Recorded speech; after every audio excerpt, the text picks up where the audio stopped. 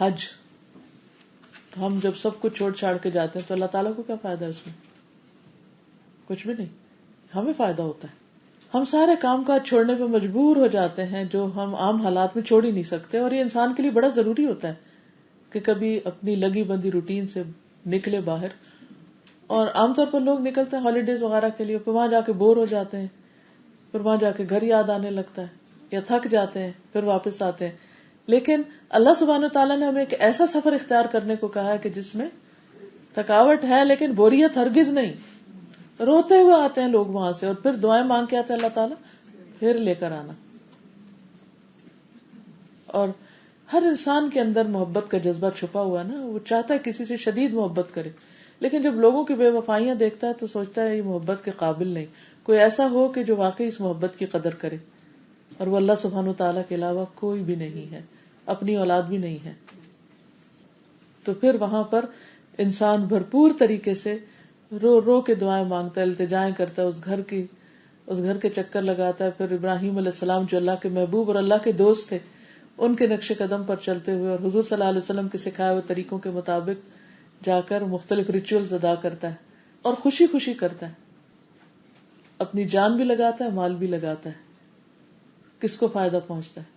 پھر قربانیاں کرتا ہے. اللہ تعالیٰ کیا فرماتے ہیں قربانی کے بارے میں؟ لن ينال الله لحومها ولا دماؤها ولكن يناله التقوى منكم. اللہ کو نہ ان کا خون پہنچتا ہے نہ گوشت پہنچتا ہے, اللہ کو تو تمہارا تقوی پہنچتا ہے, تمہارے دل کی حالت پہنچتی ہے کہ کس دل سے تم یہ سب قربانی کر رہے ہو. قرآن مجید میں سورۃ آل عمران 97 میں آتا ہے وَلِلَّهِ عَلَى النَّاسِ حِجُّ الْبَيْتِ مَنِ اسْتَطَاعَ إِلَيْهِ سَبِيلًا وَمَنْ كَفَرَ فَإِنَّ اللَّهَ غَنِيٌّ عَنِ الْعَالَمِينَ. اور اللہ کے لیے لوگوں پر اس گھر کا حج فرض ہے جو اس کی طرف راستے کی طاقت رکھے, اور جس نے کفر کیا یعنی حج کا انکار کفر ہے, تو بے شک اللہ تعالیٰ تمام جہان والوں سے بے نیاز ہے. بہت سے لوگ ہالیڈیز پہ جاتے رہتے ہیں اور انویسٹمنٹس کرتے رہتے ہیں, لیکن حج کے لیے نہیں جاتے, شاید توفیق ہی نہیں ہوتی. تو جو اللہ سے محبت کرتا ہے, یہ کیسے ممکن ہے وہ اللہ کے گھر نہ جانا چاہے؟ وہ تو محبت کے دعوے جھوٹے ہیں. ایسے لوگ کبھی کوئی بہانہ کرتے ہیں, کبھی کوئی کرتے ہیں. اللہ تعالیٰ فرماتے ہیں وَأَذِّن فِي النَّاسِ بِالْحَجِّ يَأْتُوكَ رِجَالًا وَعَلَى كُلِّ ضَامِرٍ يَأْتِينَ مِنْ كُلِّ فَجٍّ عَمِيقٍ لِيَشْهَدُوا مَنَافِعَ لَهُمْ وَيَذْكُرُوا اسْمَ اللَّهِ فِي أَيَّامٍ مَّعْلُومَاتٍ عَلَى مَا رَزَقَهُم مِّن بَهِيمَةِ الْأَنْعَامِ فَكُلُوا مِنْهَا وَأَطْعِمُوا الْبَائِسَ الْفَقِيرَ ثُمَّ لْيَقْضُوا تَفَثَهُمْ وَلْيُوفُوا نُذُورَهُمْ وَلْيَطَّوَّفُوا بِالْبَيْتِ الْعَتِيقِ. سورۃ الحج 27-29. اور لوگوں میں حج کا اعلان کر دو, وہ تیرے پاس پیدل اور ہر لاغر سواری پہ آئیں گے, یعنی جیسے تیسے پہنچیں گے, جو ہر دور دراز راستے سے آئیں گے, تاکہ وہ اپنے بہت سے فائدوں میں حاضر ہوں اور چند معلوم دنوں میں ان پالتو چوپاؤں پر اللہ کا نام ذکر کریں, قربانی بھی کریں جو اس نے انہیں عطا کیے ہیں. سو ان میں سے خود بھی کھاؤ اور تنگ دست محتاج کو بھی کھلاؤ. پھر وہ اپنا میل کچیل دور کریں, اپنی نظریں پوری کریں, یعنی واجب قربانی کے علاوہ بھی دے, اور اس قدیم گھر کا خوب طواف کرے. وَلْيَطَّوَّفُوا بِالْبَيْتِ الْعَتِيقِ, وَلْيَطُوفُوا نہیں کہا, وَلْيَطَّوَّفُوا شدت کے لیے کثرت سے طواف کرے, یعنی وہاں جا کے ایک ہی طواف کافی نہیں, جتنا ممکن ہو کرے.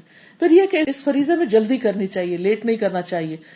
مسند احمد کی روایت ہے, رسول اللہ صلی اللہ علیہ وسلم نے فرمایا حج فرض ہونے کے بعد اس کی ادائیگی میں جلدی کیا کرو, کیونکہ تم میں سے کسی کو نہیں پتا کہ بعد میں اسے کیا پیش آنے والا ہے, کیونکہ سال میں ایک موقع آتا ہے, ایسا نہ ہو کہ اگلا حج آنے سے پہلے ہی دنیا سے رخصت ہو جائے.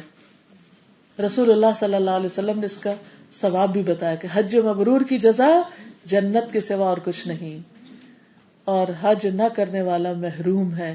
ابو سعید خدری سے روایت ہے, نبی صلی اللہ علیہ وسلم نے فرمایا, اللہ تعالیٰ فرماتا ہے جب میں بندے کو صحت اور مال عطا کروں اور اس پر 5 سال گزر جائیں اور وہ میری طرف نہ آئے تو وہ محروم ہے, بہت سی خیر سے محروم ہے.